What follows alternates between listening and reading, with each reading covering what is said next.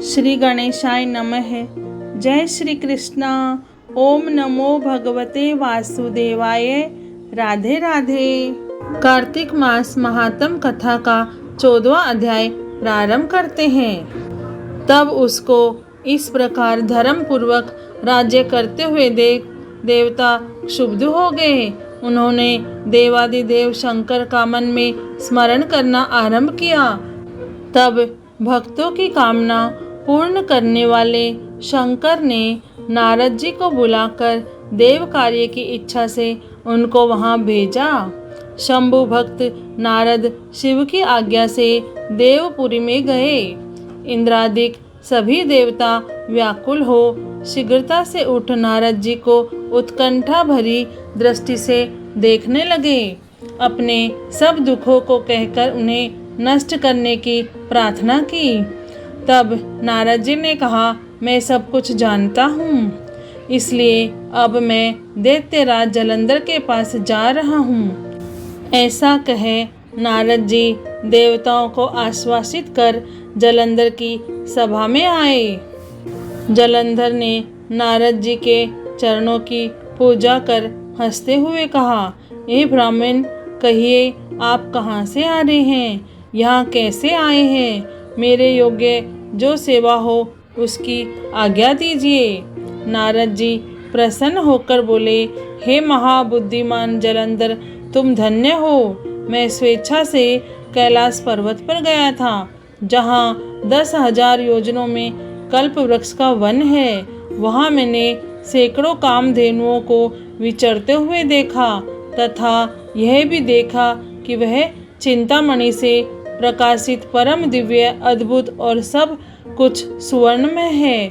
मैंने वहाँ पार्वती के साथ स्थित शंकर जी को भी देखा, जो सर्वांग सुंदर, गौर वर्ण, त्रिनेत्र और मस्तक पर चंद्रमा धारण किए हुए हैं। उन्हें देखकर मुझे बड़ा आश्चर्य हुआ कि इनके समान समृद्धिशाली त्रिलोकी में कोई है या नहीं।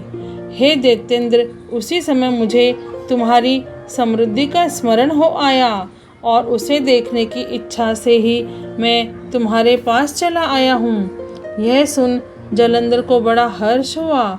उसने नारद जी को अपनी सब समृद्धि दिखला दी। उसे देख नारद ने जलंधर की बड़ी प्रशंसा की और कहा कि निश्चय ही तुम त्रिलोकपति होने के योग्य थे। ब्रह्मा जी का हंस युक्त विमान तुम ले आए हो और धूलोक, पाताल और पृथ्वी पर जितने भी रत्न आदि है सब तुम्हारे ही तो है। ऐरावत, उच्चैश्रवा, घोड़ा, कल्प वृक्ष और कुबेर की निधि भी तुम्हारे पास है। मणियों और रत्नों के ढेर भी तुम्हारे पास लगे हुए हैं। इससे मैं बड़ा प्रसन्न हूँ, परंतु तुम्हारे पास कोई स्त्री रत्न नहीं है। उसके बिना तुम्हारा यह सब फीका है। तुम किसी स्त्री रत्न को ग्रहण करो। नारद जी के ऐसे वचन सुनकर दैत्यराज काम से व्याकुल हो गया।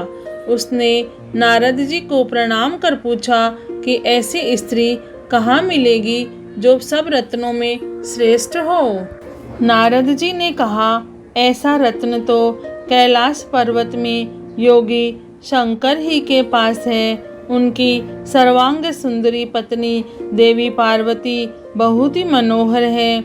उनके समान सुंदरी मैं किसी को नहीं देखता। उनके उस रत्न की उपमा तीनों लोकों में कहीं नहीं है। देवर्षि उस दैत्य से ऐसा कहकर देव कार्य करने की इच्छा से आकाश मार्ग में चले गए। कार्तिक मास महात्म कथा का 14वां अध्याय पूर्ण हुआ। ओम नमो भगवते वासुदेवाय। जय श्री कृष्ण। राधे राधे।